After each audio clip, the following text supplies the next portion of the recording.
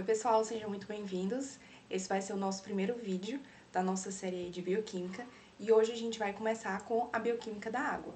Então a ideia desse vídeo é que a gente aprenda inicialmente todas as características ali da água e posteriormente a gente vai falar depois aí das macromoléculas, vai falar de reações de equilíbrio, vai falar da equação de Henderson-Hasselbalch. Então a gente começa hoje com a água. Sem mais delongas, vamos lá para o nosso conteúdo. Então, alguns conhecimentos gerais sobre a água são importantes. A água é a substância que nós, seres humanos, temos em maior abundância. Então, à medida que a gente vai crescendo, esse teor de água ele diminui um pouquinho, né? Os bebês, por exemplo, têm mais água, mas em qualquer fase da vida, a água é sempre a substância mais abundante no nosso corpo. A segunda característica importante é que, além de ser muito abundante no nosso organismo, é abundante também de modo geral na Terra. Então, cobre aí 3/4 da superfície terrestre. Como eu falei para vocês, é o nutriente mais vital para o ser humano em qualquer fase da vida. Então, sem alimento, uma pessoa pode passar aí 1 mês, 2 meses, né? 3 meses, vai depender muito do indivíduo, mas sem água a gente não passa aí muitos dias, certo? E quais são as funções que a água desempenha no nosso organismo? Por que ela é tão importante para a gente? Então, a primeira função é que a água ela atua como um solvente. O que é o solvente? É aquilo que está ali para dissolver. Então, a água é um meio onde moléculas, onde nutrientes podem estar ali dissolvidos. Então, esse fato dele atuar como solvente vai possibilitar as trocas metabólicas, né, as reações que ocorrem ali no nosso organismo, serve de meio para a ocorrência de dissoluções, os processos enzimáticos. Então, tudo que acontece no nosso corpo, a gente tem que pensar que acontece em um ambiente aquoso. Então, a água ela é um meio no qual essas moléculas, esses nutrientes, as enzimas estão, digamos ali, ocorrendo, né? Estão situadas.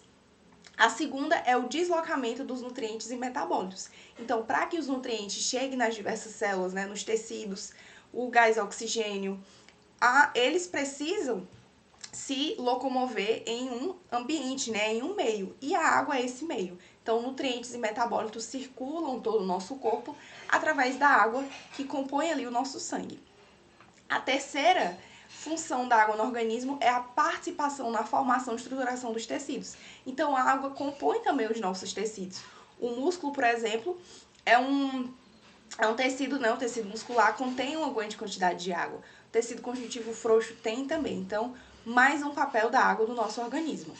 Vai agir na manutenção da temperatura corporal, a gente vai ver mais pra frente, como por exemplo o suor é muito importante para manter a nossa temperatura e, por fim, lubrificar as partes móveis do corpo. Então, se a gente pensar que a gente tem aí, né, vários ossos, se esses ossos ficassem em contato direto um com os outros, né, geraria muito atrito, não iria funcionar. Então, a água, ela serve também para lubrificar essa parte móvel do nosso corpo.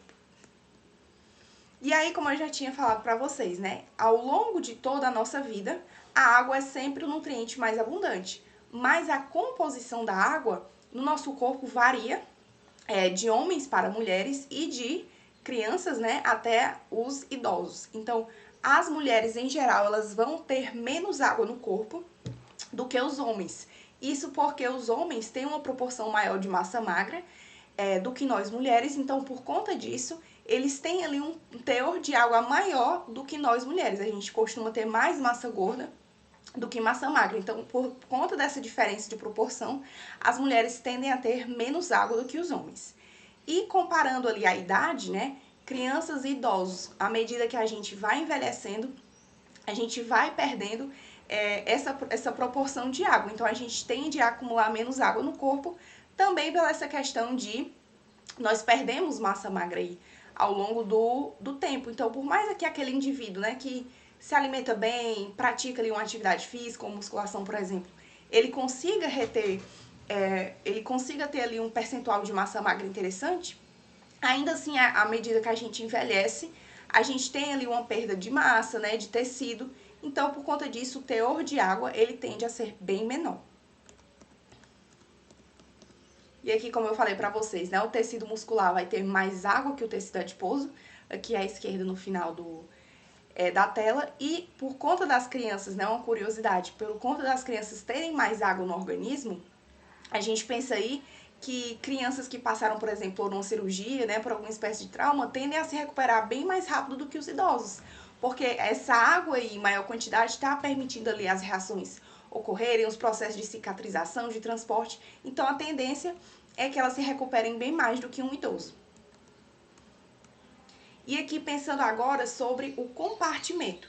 Então, no nosso organismo, a gente tem água aí por todo canto, mas essa água ela está dividida. Então, a gente tem aquela água que está dentro das células, que a gente vai chamar de líquido intracelular, e aquela água que está fora das células, que a gente vai chamar de extracelular. Qual é o que está em maior, o que retém aí maior água? É o líquido intracelular. Então, aproximadamente 2/3 do volume de água que a gente tem no nosso organismo está localizado dentro das células, né? De todas as células aí do nosso corpo. E o restante, aproximadamente 1/3, fora dessas células. E vale notar que o líquido extracelular, ele ainda é dividido em dois. Então, a gente tem aqui o intersticial, como vocês podem ver na imagem. Ele fica entre o sistema circulatório e as células. E a água que está no plasma, né? A água que está ali, que compõe o sangue. O plasma seria, então, a porção líquida do sangue. E aí a gente vê aqui, ó, o material pode se mover para dentro e para fora do líquido intracelular. Ele precisa, no caso, atravessar a membrana. E as substâncias que se movem entre o plasma e o líquido intersticial devem atravessar o epitélio de troca permeável da parede capilar. Então, aqui só mais uns gráficos para ilustrar para vocês, ó. Maior parte, né, 2/3 ali no líquido intracelular, 1/3 no líquido extracelular, sendo que a maior parte está no líquido intersticial e a menor, em menor quantidade no plasma. E uma coisa aqui que vale muito a pena a gente ressaltar é a questão do desequilíbrio químico. Então, no nosso corpo, essa água, como a gente falou, ela dissolve ali diversos nutrientes, metabólitos e existem íons na nossa água. Existem eletrólitos. E existe uma diferença na concentração desses eletrólitos tanto no líquido intracelular como no líquido intersticial quanto no plasma. Então, por isso que a gente vai dizer que esses compartimentos eles estão em desequilíbrio químico. Então, se a gente pega aqui o líquido intracelular, quem está em roxinho aqui em maior concentração é o potássio. Então, dentro das células, a gente já tem uma grande concentração de potássio.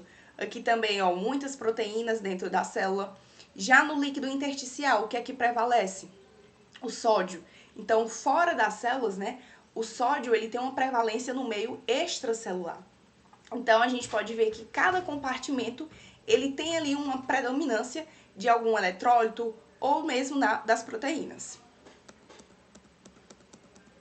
E de onde vem essa água? Então, principalmente, a água que a gente adquire, a gente precisa, né, tomar água todos os dias. Principalmente essa água vai vir de líquidos, né, sendo o principal a própria água. Mas também conta aí outras bebidas que a gente pode tomar ao longo do dia. Então, a água que faz parte ali do café, do chá, se você toma água de coco, se você toma refrigerantes. Então, não só a água, mas todas as outras bebidas que também têm água no seu, como seu ingrediente, vão entrar aí para compor o total de água do nosso organismo que a gente bebeu ali naquele dia. Os alimentos, então existem alimentos aí, eu coloquei alguns exemplos, né, que são formados por uma grande quantidade de água, como é o caso da melancia, alface, tomate, mas de modo geral, todos os alimentos, apesar de que alguns não têm grandes quantidades de água, tem ali um pouquinho ou outro. E por fim, o metabolismo corporal. Então, no nosso próprio organismo, existe essa produção de água. E aí, uns exemplos que depois, nas aulas mais pra frente, a gente vai ver, quando a gente falar da cadeia transportadora de elétrons, né, os elétrons ali, o NAD e o FAD deixam os elétrons, e a gente vai ver que lá no final da cadeia transportadora, quando os elétrons eles são doados para o oxigênio, e o oxigênio vai se juntar com o hidrogênio para formar água. Então, no próprio metabolismo, a gente tem, nas próprias reações que ocorrem nas nossas células, existe também a formação de água. E aqui outros exemplos, a hidrólise do ATP libera água, a síntese de triacilglicerol, a própria glicólise, né, que é a primeira etapa ali da oxidação da glicose, são exemplos de reações que vão liberar água. Então, a principal fonte são os líquidos, em especial a água, mas também pelos alimentos e pelas reações que ocorrem no nosso corpo.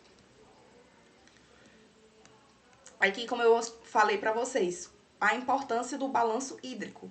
Então, eu preciso tomar água todos os dias e aquilo que eu ingiro tem que ser igual àquilo que eu estou perdendo. Então, ó, a gente ingere ali aproximadamente 2,2 litros por dia, né? Vai variar aí de indivíduo para indivíduo, do clima, do tanto de atividade física que ele faz. Essa aqui é só uma média. Existe uma produção metabólica, como a gente acabou de falar, de aproximadamente, né, 300 ml, e ali somando vai dar igual a minha perda. E como é que a gente perde essa água?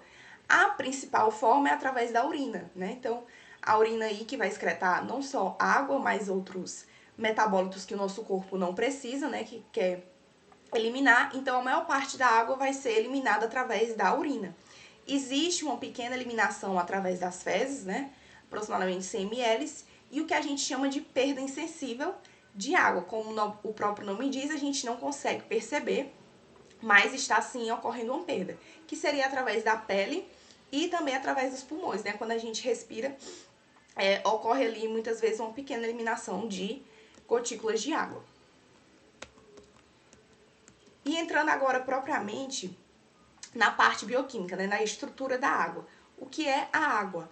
A água é uma molécula que vai ser formada por 2 átomos de hidrogênio e 1 átomo de oxigênio. Então, vocês estão vendo aqui, o oxigênio faz 2 ligações covalentes com 1 átomo de hidrogênio cada. Então, a ligação covalente é aquela ligação em que há um compartilhamento de elétrons. O oxigênio, para ele ficar estável, ele precisa fazer mais 2 ligações, para que ele alcance lá aquela valência, né, que seria de 8 elétrons, se eu não me engano, na camada de valência. Então, ele compartilha um aqui com o hidrogênio, e compartilha outro aqui com outro hidrogênio. E assim ele alcança a estabilidade. O hidrogênio não. Ele só precisa de 2 elétrons lá na sua última camada para ficar estável. Então, por isso que ele só faz uma ligação covalente. E aqui a gente tem a imagem, ó, o ângulo da molécula de água, né? O ângulo ideal seria de 109,5, mas a gente tem que o da água seria de 104,5 graus. E relembrando aqui um pouquinho da química, o que seria essa molécula, o que quer dizer quando a gente diz que a água é uma molécula polar? Polar lembra o quê? Polos, né? Então, a gente tem aqui que o oxigênio, ele é muito mais eletronegativo do que o hidrogênio, que é isso. O oxigênio, ele tem uma capacidade de atrair os elétrons para perto dele bem maior do que o hidrogênio. Então, quando existe uma ligação covalente entre o oxigênio e entre o hidrogênio, os elétrons eles passam mais tempo próximo do oxigênio do que propriamente do íon hidrogênio. Então, por conta disso que a gente fala que ele tem uma maior eletronegatividade. E o fato desses elétrons ficarem mais próximos ali do oxigênio faz o quê? Se o elétron é negativo, e eu tenho muitos elétrons aqui se o elétron se o elétron é negativo, ou seja, tem a carga negativa, quando esses elétrons se aproximam ali bastante do oxigênio, o oxigênio ele fica com uma carga parcial negativa. Não é que aquele átomo de oxigênio pegou os elétrons do hidrogênio e agora ele ficou negativo. Não.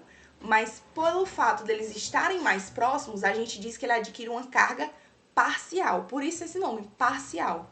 Ele não ficou de fato negativo, ele não roubou os elétrons, mas ele fica ali, aquela região do átomo de oxigênio fica mais negativa por conta dessa aproximação dos elétrons.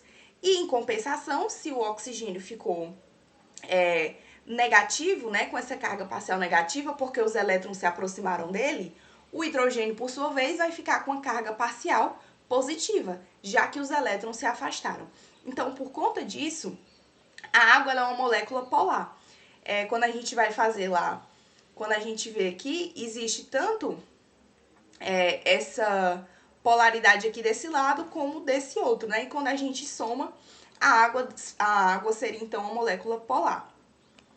E o que seria então a ligação covalente não polar?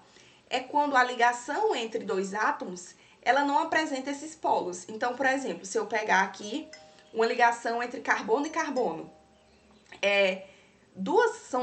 são 2 átomos iguais, então não existe nenhuma diferença de eletronegatividade. Ou então se a gente pegar uma ligação entre carbono e hidrogênio, a diferença de eletronegatividade também é muito pequena. Quando não existe essa diferença significativa de eletronegatividade, a gente diz que não vai formar cargas parciais, né? Os elétrons, eles vão se distribuir de forma ali mais uniforme entre esses dois átomos, né, na ligação. Então, a gente diz que não houve formação de polos, a ligação é não polar. Tranquilo? Então, por conta disso, a água, ela tem ligações polares e, como uma molécula, a água é uma molécula polar. Pode acontecer da gente ter moléculas que têm ligações que são polares, mas que devido ali à geometria da molécula, ela acaba sendo polar. Então, essa é uma pequena diferença. A água, ela tanto tem ligações polares, como ela é uma molécula polar.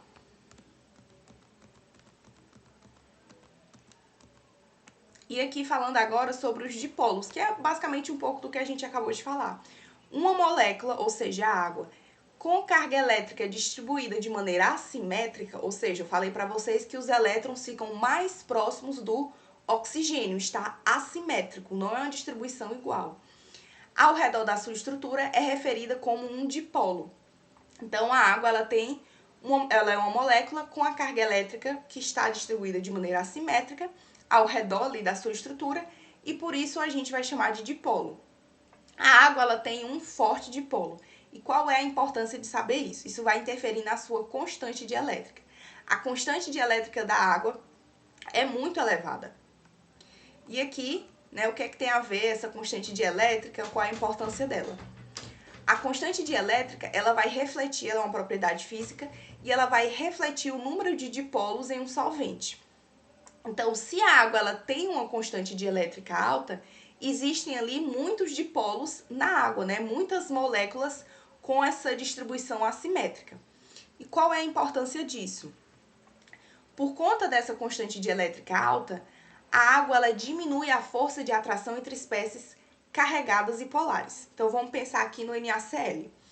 O Na e o Cl, né, o Na+, e o Cl- se juntam ali para formar uma ligação iônica. É uma ligação bem forte. Só que quando eu pego lá o meu sal de cozinha, né, que tem NaCl, e eu coloco ele dentro da água, ele se dissolve. Se aquela ligação é tão forte, por que ela se dissolve? Por que aquelas moléculas, por que aqueles átomos, na verdade, se separaram? Por que o Na se separou do Cl? Justamente porque esses dipolos que estão ali na água, eles vão atrair individualmente o Na+, e o Cl-, de modo que eles vão se separar. Então, a água, por conta pelo fato de ter muitos dipolos e, portanto, uma constante dielétrica muito alta, ela vai diminuir essa atração entre as espécies carregadas. E é por isso que ela consegue dissolver aí grandes quantidades de compostos carregados, como é o exemplo dos sais. Aqui, para vocês verem uma comparação, ó, a constante dielétrica da água é altíssima, né? No vácuo seria 1, do hexano 1,9, etanol 24,3 e da água a 25 graus 78,5, ou seja, é muito alta. Continuando aqui sobre a formação das ligações de hidrogênio. A ligação de hidrogênio, apesar da gente falar esse nome, né, ligação, ela não é exatamente uma ligação, ela é mais uma atração. Ela é um tipo especial de atração dipolo-dipolo. O que é que acontece? Ela é uma atração eletrostática, então essas cargas parciais que a gente estava falando, uma molécula apresenta ali uma carga parcial positiva, a outra negativa, e vai acontecer uma atração, né? Positivo atrai negativo. Então, se a gente tem aqui, por exemplo, o átomo de hidrogênio, que está fazendo uma ligação covalente com oxigênio, com nitrogênio ou com flúor, né? Um átomo altamente eletronegativo. Por que tem que ser altamente eletronegativo? Porque aí o hidrogênio fica com essa carga parcial positiva, enquanto os outros, né, estão com a carga parcial negativa.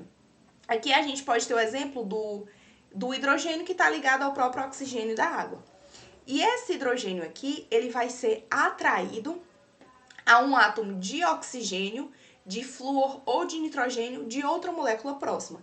Então, esses átomos aqui, eles estão fazendo ligações com uma molécula, certo? Aqui é só para ilustrar quem seria esse átomo. Então, o hidrogênio, no caso das ligações de hidrogênio, das interações entre as moléculas de água, a gente tem o hidrogênio que está ligado a um oxigênio, né, uma molécula de água, e aqui seria, por exemplo, o oxigênio de outra molécula de água. Então, esse hidrogênio que está com a carga parcial positiva vai se atrair por esse oxigênio que está com a carga parcial negativa. E aqui alguns exemplos para ilustrar. Que a gente tem o exemplo, por exemplo, uma molécula de água e o NH3. O oxigênio da água, que está com a carga parcial positiva, faz ali uma interação, que a gente chama de ligação de hidrogênio, mas é mais uma atração. Vai ali interagir com o hidrogênio, no caso aqui do NH3. Nesse outro exemplo, ó, duas moléculas de fluoreto de hidrogênio. O flúor, né, que é bastante eletronegativo, que está com a carga parcial negativa, se atrai pelo hidrogênio de outro fluoreto de hidrogênio. No caso aqui, o hidrogênio vai estar com a carga parcial positiva. Então, existe uma atração. Positivo se atrai pelo negativo. E aqui um exemplo sobre essa interação entre moléculas de água. Então, eu tenho aqui o meu oxigênio de uma molécula de água sendo atraído, né, fazendo ali uma ligação de hidrogênio, que, como eu falei, é mais uma atração, não é uma ligação propriamente, sendo atraído por um átomo de hidrogênio dessa molécula aqui de água. E aqui, ó, vale a gente fazer uma pequena distinção.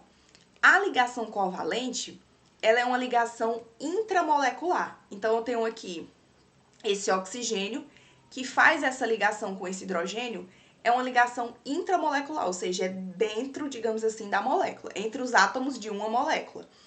A ligação de hidrogênio, que a gente acabou de ver, que é essa atração eletrostática, ela é intermolecular, ou seja, ela está se dando entre moléculas diferentes. Uma molécula, o oxigênio de uma molécula de água, foi atraído pelo hidrogênio de outra molécula de água.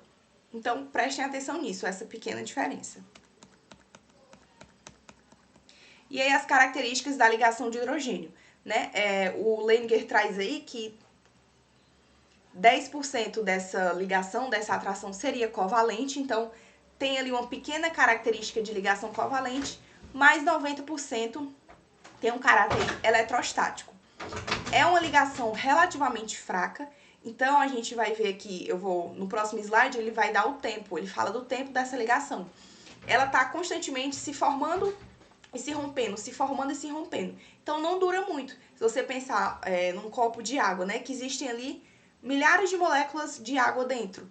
Essas moléculas, elas estão se mexendo. Então essas interações, elas estão se formando e se quebrando. A molécula de água que está aqui se atraiu por essa aqui, depois por essa, depois por essa. Então é algo que não dura muito, mas está sempre se formando.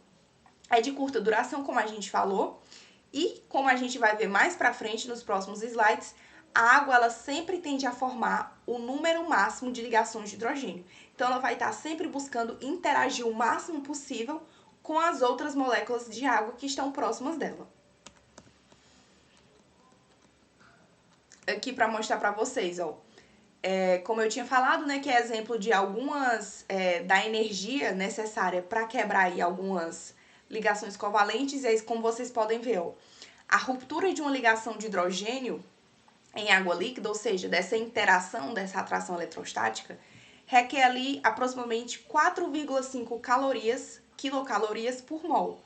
E se você for reparar aqui na ligação covalente entre o oxigênio e o hidrogênio, ó, que está bem aqui, ó, requer 110 quilocalorias por mol. Ou seja, a ligação necessária, a quantidade de energia necessária para romper uma ligação de hidrogênio é muito menor do que a energia necessária para romper a ligação covalente entre o oxigênio e o hidrogênio. Então, é só para ilustrar para vocês como é uma atração bem fraca.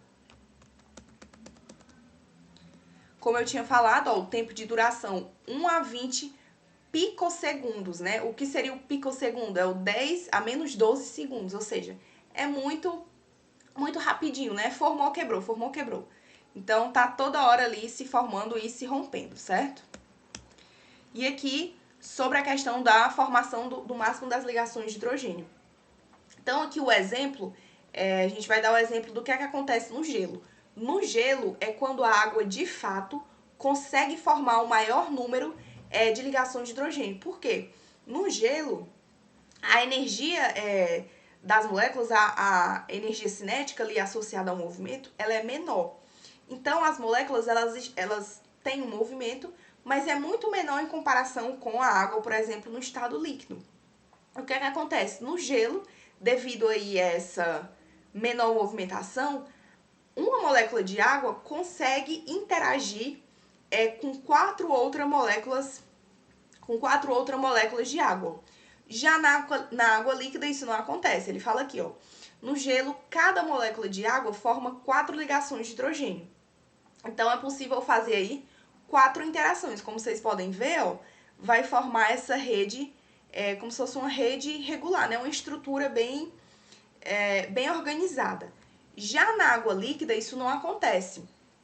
Por quê? Como eu acabei de falar, na água líquida as moléculas elas têm maior liberdade de movimento. Elas estão se mexendo mais. Então, acaba que a água não consegue, uma molécula de água não consegue fazer essas 4 interações.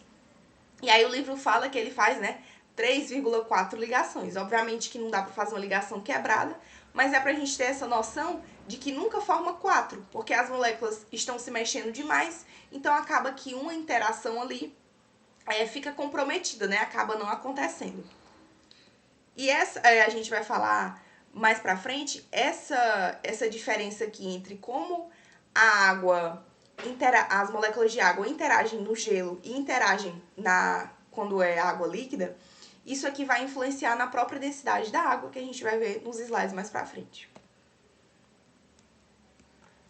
A água, não sei se vocês já ouviram falar, né, mas muitos livros costumam trazer isso como um líquido anômalo, né, um líquido diferente, que tem propriedades que não seriam esperadas.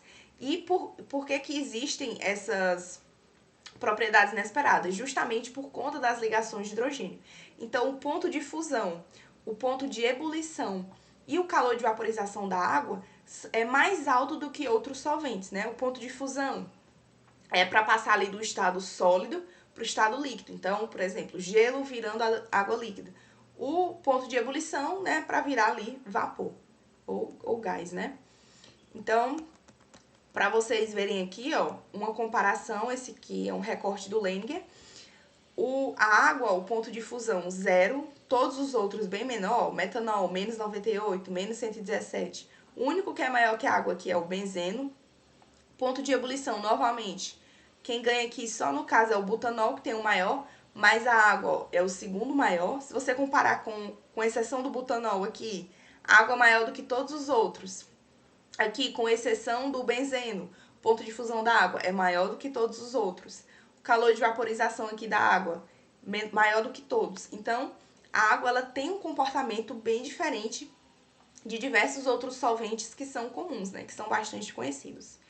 E a gente vai ver como essas propriedades da água, né, qual é a influência que as ligações de hidrogênio têm sobre essas propriedades da água, que são a coesão, o alto calor específico, o alto calor de vaporização, a densidade, né, que a gente vai ver aqui no gelo, a densidade da água é menor, e a polaridade a gente já falou, né? Então, vamos lá. O primeiro deles é o calor específico. O que é calor específico? A definição diz que é a energia térmica necessária para elevar a temperatura, ou seja, para aumentar a temperatura de 1 grama de água em 1 grau. Como a gente acabou de falar, a água ela tem um alto calor específico. Então, ela precisa receber muita energia para que a sua temperatura seja elevada. E aí, eu vou já falar para vocês qual a importância disso como termorregulador. Mas antes a gente vai entender o que é que isso tem a ver com as ligações de hidrogênio. Eu falei para vocês que, em média, para uma ligação de hidrogênio se quebrar, né, essa atração eletrostática, seria necessário 4,5 quilocalorias por mol. E é algo relativamente pouco, como a gente já falou. A ligação de hidrogênio ela é fraca.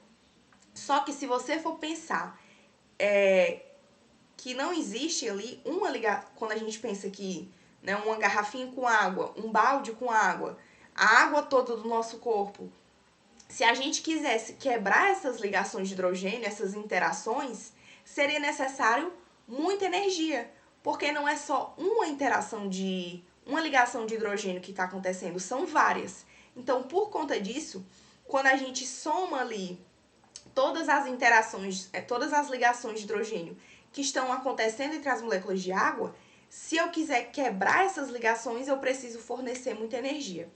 E aí a gente vai ver qual é a aplicação disso para a água ser um termorregulador. Quando essas ligações de hidrogênio elas são quebradas, elas vão absorver calor. Então eu preciso fornecer energia, fornecer calor para quebrar essas ligações. E elas vão liberar calor quando elas se formam. Se a água ela tem um alto calor específico, isso quer dizer que ela resiste a variações na temperatura. Então, por exemplo, se eu quiser levar em 1 grau a temperatura de 1 grama de água, eu vou precisar fornecer muita energia. Por quê? Pelo que a gente acabou de falar. Eu tenho aqui um copo de água. Eu não tenho uma molécula de água, eu tenho inúmeras. E se eu tenho inúmeras moléculas de água, eu vou ter inúmeras ligações de hidrogênio. A energia que eu preciso fornecer para quebrar todas essas ligações de hidrogênio é muito grande. Então, por conta disso, se eu for pensar aí na quantidade de energia que eu preciso fornecer para a água passar do estado líquido para o estado ali gasoso, né, para o estado de vapor, eu preciso fornecer muita energia. Então, por conta disso, a água ela resiste a variações de temperatura. Ou seja, eu não vou conseguir mudar a temperatura ali do meu corpo facilmente, né? E isso é importante porque se nós rapidamente, se houvesse aqui uma pequena variação na temperatura e rapidamente eu já estivesse perdendo água, né? Isso seria prejudicial, até mesmo a própria variação da temperatura. Então, deixa eu pensar aqui. A gente vai falar depois sobre o calor e sobre a questão do suor, e a gente vai ver que a gente sua para tentar impedir o quê? Essa mudança brusca de temperatura. E é isso que o calor específico tem a ver com a termorregulação.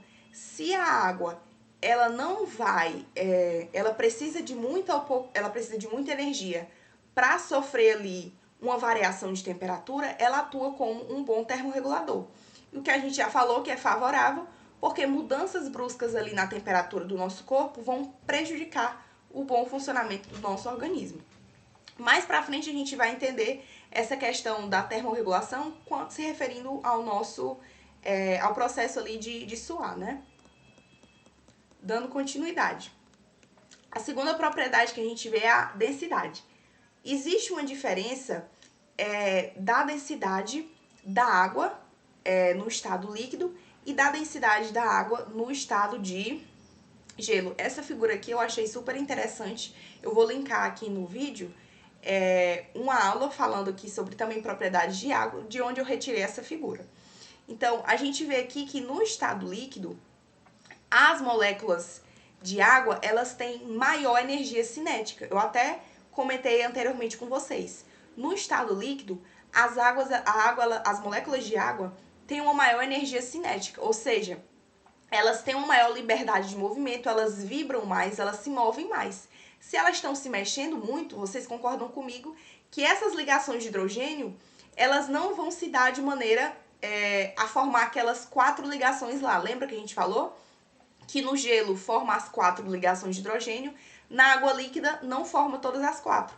Justamente por isso, porque as moléculas estão se mexendo demais. Então acaba que não dá para fazer todas essas 4 ligações. Já no gelo não. As moléculas elas vão ter uma menor energia cinética. A energia cinética é aquela que está associada ao movimento.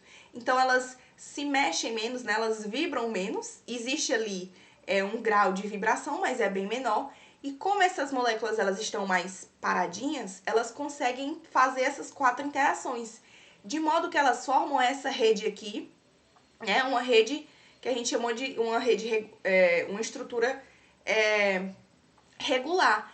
E vocês podem perceber que quando na água, né, no estado de gelo, as moléculas de água formam essa rede, ficam espaços aqui, grandes espaços, né, vazios. O que faz o quê? Promove um aumento do volume. Se a gente lembrar aqui, ó, da fórmula da densidade, densidade é igual a massa sobre volume. Se eu tenho aqui a água no estado líquido, aí eu peguei a minha água e coloquei ela lá no congelador. A massa é a mesma. Eu tinha aqui água na minha garrafa e coloquei no congelador para virar gelo. Eu não alterei a massa. Só que o que é que vai acontecer? À medida que a temperatura for diminuindo, a água ela vai passar para o estado sólido, vai se transformar em gelo. E o que foi que a gente acabou de ver aqui? Que quando ela está no estado de gelo, né, à medida que a temperatura vai caindo, as moléculas vão ficando, ó, vão se mexendo menos, né, vão ficando mais lentas. E aí elas conseguem fazer as 4 interações e elas vão ficar o quê? Espaçadas. À medida que elas ficam espaçadas, formam aqui esses espaços vazios e houve o quê? Um aumento de volume. Densidade não é massa sobre volume? Se eu mantive a minha massa, porque a mesma água líquida que eu tinha quando eu coloquei no congelador, a mesma massa de água. Só que eu mudei o volume. No gelo, o volume é maior. O que é que vai cair? O que é que vai cair aqui? O valor da densidade. Então, por conta disso, a densidade do gelo, ou seja, da água sólida, é menor do que a densidade na água líquida. E aí, qual é a importância disso, né? Pensando aí no lado biológico. Isso tem a ver com a formação das camadas de gelo em água e oceanos. Quando a gente pensa aí nesses ambientes, né, muito frios, acontece uma formação ali, a primeira, a água ali que está mais em cima, acaba formando ali um bloco de gelo, só que o resto da água não congela. Por que que não congela? Porque o gelo, ele é um bom isolante térmico. Então, todo aquele ar frio que está ali em cima, ele não congela o restante daquela água, justamente porque ficou um blocozão de gelo ali em cima. Então, a primeira camada de água ali, né, a água que está mais na superfície congela e tudo que está embaixo não congela, porque o gelo funcionou como bom isolante térmico. E por que isso foi possível? Por causa da densidade. Se o gelo tivesse uma densidade maior, ele ia afundar. Só que ele afunda não. Ele fica ali na superfície, porque a densidade do gelo é o quê? Menor do que a densidade da água no estado líquido. Então, por conta disso, essa é a importância aí dessa estrutura cristalina que se forma no gelo e que interfere na densidade final da água. Aqui agora falando do calor de vaporização, que vai lembrar um pouquinho do que eu estava falando aqui na questão do calor específico, vocês vão entender melhor.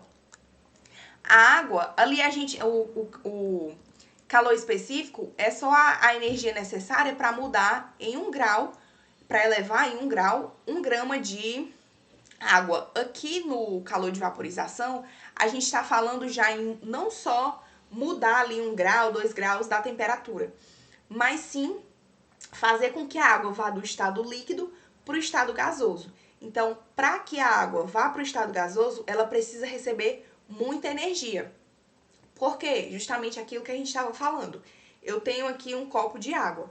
Se eu quero que essa água evapore, primeiro eu preciso o quê? Quebrar as ligações de hidrogênio. A ligação de hidrogênio é fraca? Sim. Só que eu só tenho uma ligação de hidrogênio acontecendo? Não, eu tenho várias. E se eu somar tudo, acaba que eu preciso fornecer muita energia. E por que isso é importante? Quando a gente está aqui, por exemplo, né, se exercitando, fazendo exercício, a gente começa a esquentar um pouquinho, né? A nossa temperatura começa a subir. Só que não acontece aí, por exemplo, de uma pessoa tá se exercitando e de repente a temperatura dela foi para 45 graus. Isso não acontece. Por que que isso não acontece? Justamente porque a gente tem um mecanismo de suar. O que é que acontece? Quando o nosso corpo começa ali a aumentar a temperatura, eu vou ter uma liberação de água, né? Então as glândulas vão começar a secretar ali água. Para quê? A água que fica ali na superfície da minha pele, para que ela evapore, ela não precisa de muita energia e o meu corpo não tá liberando calor. Então, o que é que acontece? Aquela água ali que foi secretada, né, pelas glândulas sudoríparas, aquela água vai pegar aquela energia que está sendo liberada pelo meu corpo e vai usar para evaporar. Então, para um pouquinho de água evaporar, eu já pego muita energia, né? Eu já roubo muito calor do que está sendo liberado. E isso vai impedir o quê? Que o nosso corpo superaqueça. E por que a gente aquece, né? Quando a gente está fazendo... quando a gente produz ATP, nem toda ali a energia... quando a gente vai estudar mais pra frente, né? Nem toda a energia ali, lá no processo de fosforilação oxidativa, da cadeia transportadora de elétrons, vai ser usada na produção de ATP. Boa parte dessa energia é perdida na forma de calor. Então, o nosso organismo ele não é 100% eficiente, né? A gente estuda até isso na física, questão das máquinas de Carnot, não tem essa máquina 100% eficiente. Então, a mesma coisa com o nosso organismo. Nem toda a energia a gente usa para produzir ATP. Uma parte é perdida na forma de calor. E quando a gente está ali no meio de um exercício que a produção de ATP aumenta também, portanto, a produção de calor. E se a gente não tivesse esse mecanismo do suor, então o que é que ia acontecer? A gente começar a superaquecer. Mas por conta disso que a gente viu, a água que a gente libera, né, que as glândulas secretam, rouba essa energia, né, roubar aí, para ilustrar melhor para vocês, pega essa energia e como a água precisa de muita energia para evaporar, uma quantidade pequena ali de água que a nossa glândula já secreta, já pega ali muita energia e isso mantém a nossa temperatura relativamente estável. Então, uma pessoa que está fazendo exercício, por mais que ela fique um pouco mais quente, ela não vai chegar a 45, 50 graus de temperatura, justamente por conta desse mecanismo. E aqui, por fim, falando um pouquinho sobre a coesão e sobre a capilaridade, né? A coesão, basicamente, a gente vai ver o quê? Que as moléculas de hidrogênio, as moléculas de água, como elas fazem essas ligações de hidrogênio, elas tendem a ficar muito próximas uma das outras. Então, o próprio nome já diz, existe uma coesão. Elas tendem a ficar próximas e, por conta disso, né, um fenômeno muito interessante se vocês procurarem Jesus Lizard no YouTube, aparece aquele animalzinho, né, andando sobre as águas, né, correndo sobre as águas. Por que ele não afunda? Ele é muito leve. Obviamente, se fosse alguém mais pesado, né, não conseguiria. Mas, como aquele animal é muito leve, existe essa propriedade de coesão, devido ali às ligações de hidrogênio, ele consegue correr na água sem afundar. Então, devido ao peso dele, né, como eu falei, mais pesado não daria certo. Ele sendo levinho, ele consegue andar por conta dessa propriedade de coesão que se dá devido às ligações de hidrogênio. E por fim, a gente tem aqui a ação, né, da capilaridade, um movimento contra a gravidade, que vai se dar tanto pela adesão quanto pela coesão. A coesão seria a própria interação entre as moléculas de água. Então, como a gente viu ali num tubo, as moléculas de água elas estão bem próximas umas das outras. Então, tem um movimento de coesão. E a adesão, existe uma atração entre as moléculas de água e entre a parede do vidro. Então, quando a gente coloca um tubozinho, é comum que suba ali um pouquinho de água. E explica também, por exemplo, porque as plantas, né, que precisam levar ali os nutrientes, a água que está lá no solo, até as regiões mais altas. Por que que isso é possível? Justamente, os processos de adesão combinado com a coesão. Tranquilo? Aqui só reforçando o que a gente falou sobre a água ser um solvente, né? A gente viu que as ligações de hidrogênio são responsáveis por essa força coesiva, que faz da água um líquido à temperatura ambiente e um sólido, né, cristalino, o gelo, que tem um arranjo ali bastante ordenado, né? A gente viu que forma uma estrutura cristalina. Essa situação, ela é energeticamente favorável. Então, no estado líquido, a temperatura ambiente está ali as moléculas de água, no estado sólido, né, de gelo, tem aquele arranjo bem ordenado, né, cristalino. O que é que acontece? Quando a gente adiciona outras moléculas dentro de água, então, por exemplo, eu tenho ali minha água, eu dei o exemplo do sal, né, o NaCl. Quando eu coloco ali esse NaCl dentro da água, ele vai estar atrapalhando as interações que acontecem entre as moléculas de água. Então, as moléculas de água, elas não estão fazendo ligações de hidrogênio com as outras. Essa é uma interação. E essa interação é energeticamente favorável. Só que se eu coloco outra coisa ali dentro, eu atrapalho. Mas olha que curioso. Quando eu coloco, por exemplo, ali NaCl, por que eles vão se dissociar?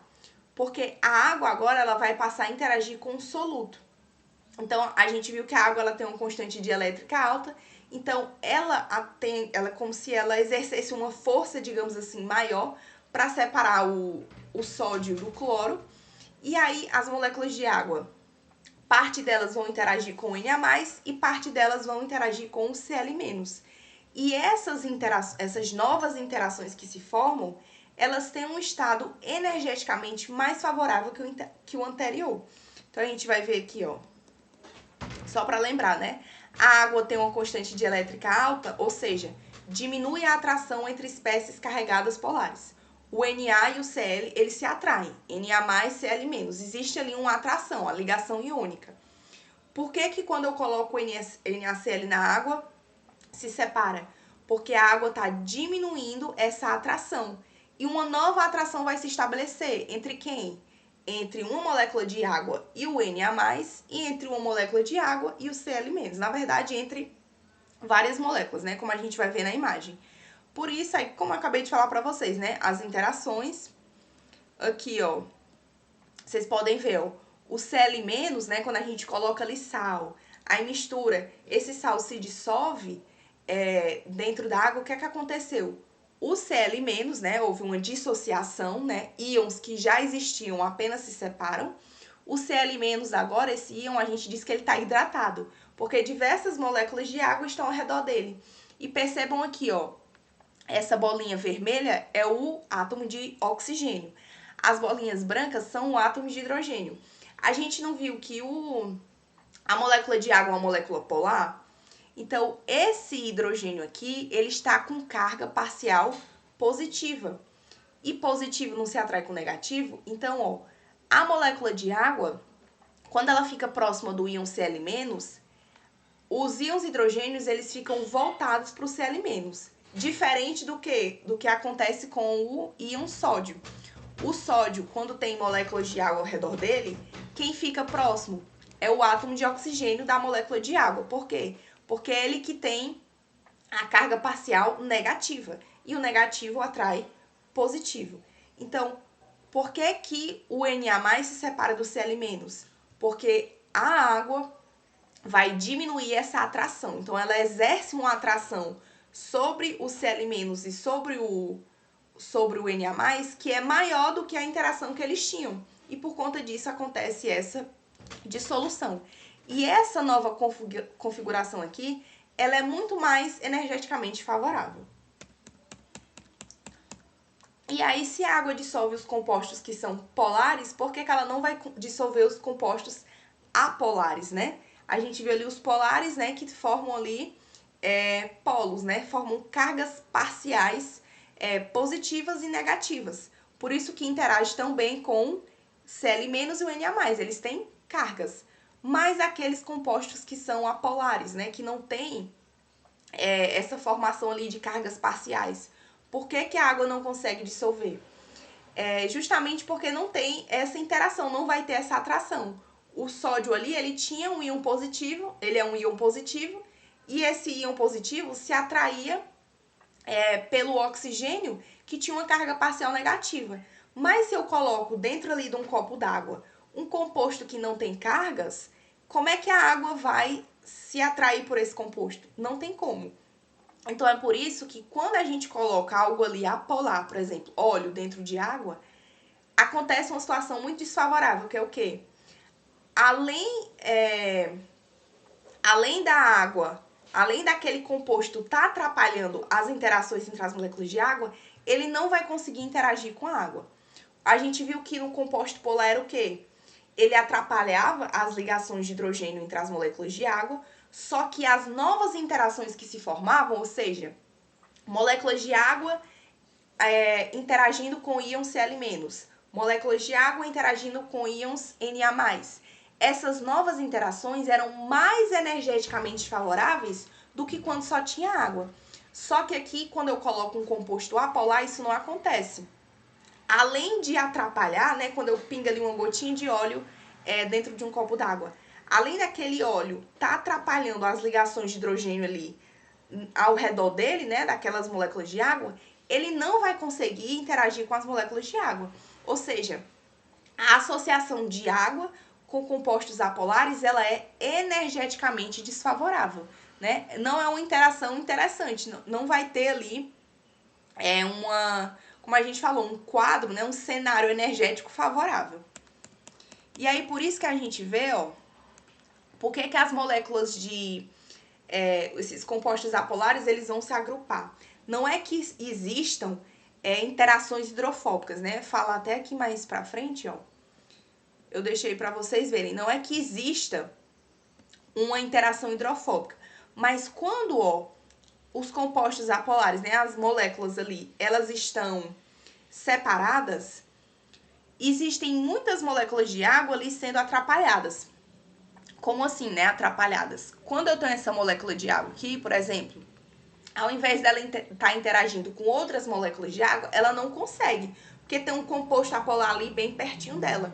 Então, o movimento dela está restrito, ela não está conseguindo interagir com outras, fazer outras ligações de hidrogênio. Isso é desfavorável. Mas quando eu agrupo aqui, olha só, daqui da esquerda para a direita, quando eu agrupo todos esses compostos apolares, é como se eu estivesse libertando várias moléculas de água. Então, eu estou minimizando a situação. Continua sendo desfavorável? Continua. O ideal era que só tivesse água ou água com compostos polares. Só que se eu já coloquei algo apolar ali dentro, né, se já foi ali misturado, para minimizar essa situação, os compostos apolares, eles tendem a ficar próximos uns dos outros. E aí, ó, ao invés de eu ter muitas moléculas de água perto de cada composto apolar, eles se agrupam e agora ao redor fica menos. Isso vai amenizar ali o quadro anterior, né? Mas ainda, como eu falei para vocês, não é a situação ideal. Aqui a gente tem um exemplo, né, das micelas. Alguns compostos, eles são tanto... eles têm uma parte que interage com água e uma parte que interage com os compostos apolares, né? Com gorduras, por exemplo. E aí a gente tem aqui que a parte apolar, elas ficam ordenada para dentro, né? Só apolar com apolar, enquanto a parte que é hidrofílica fica ordenada ali para fora. E assim, a superfície ordenada das moléculas de água vai ser minimizada. Então, eu estou minimizando essa disruptura que acontece quando eu jogo ali dentro de água um composto que é apolar, ou seja, um composto que, por natureza, não consegue interagir com água, ou seja, não tem ali cargas, né, mesmo que parciais ou não, para interagir com a água. E aí aqui só completando, vocês podem ler, né, o efeito hidrofóbico visa tornar livre essas moléculas de água, o maior número possível. Aí aqui, como eu falei, né, na figura A, muitas moléculas de água, figura A, cadê aqui? Essa aqui. Muitas moléculas de água ficam ali ao redor de cada molécula polar, e isso vai restringir o movimento, né? E a água, se eu estou restringindo o movimento, eu estou restringindo o número de formações, né, de ligações de hidrogênio. E isso é desfavorável. Quando eu agrupo aqui, quando eu deixo elas próximas, eu estou minimizando essa situação. Eu liberto o maior número de moléculas de água possível. E aqui, novamente, né, a interação hidrofóbica não é que exista, não é que os compostos hidrofóbicos, eles interajam entre si, né? Mas é só uma espécie de minimizar mesmo. Como fala aqui o texto, essa autoassociação, ou seja, essa união, digamos assim, que se dá entre os compostos apolares, ela não é dirigida por atração mútua, não é porque eles estão se atraindo, né? Não existe ligação hidrofóbica. E sim porque essa a associação vai minimizar a ruptura de interações energeticamente favoráveis entre as moléculas de água adjacentes, né, que estão próximas umas às outras. Então a gente termina aqui essa parte inicial da bioquímica da água. Eu vou deixar aqui no link a descrição, né, no link do vídeo as referências, né, aqui alguns recortes de livro, se vocês quiserem checar. Vou deixar também linkado aqui essa videoaula, que é muito interessante, ela tá em inglês, ela ajuda bastante a ilustrar por meio do vídeo essa questão da densidade, né, das moléculas de água. Então, a gente termina aqui, não esqueçam de checar as referências e nos próximos vídeos a gente vai continuar falando ainda um pouquinho de água, mas já falando de reações de equilíbrio, de pH, de pKa. Então fiquem ligados e eu espero vocês no próximo vídeo.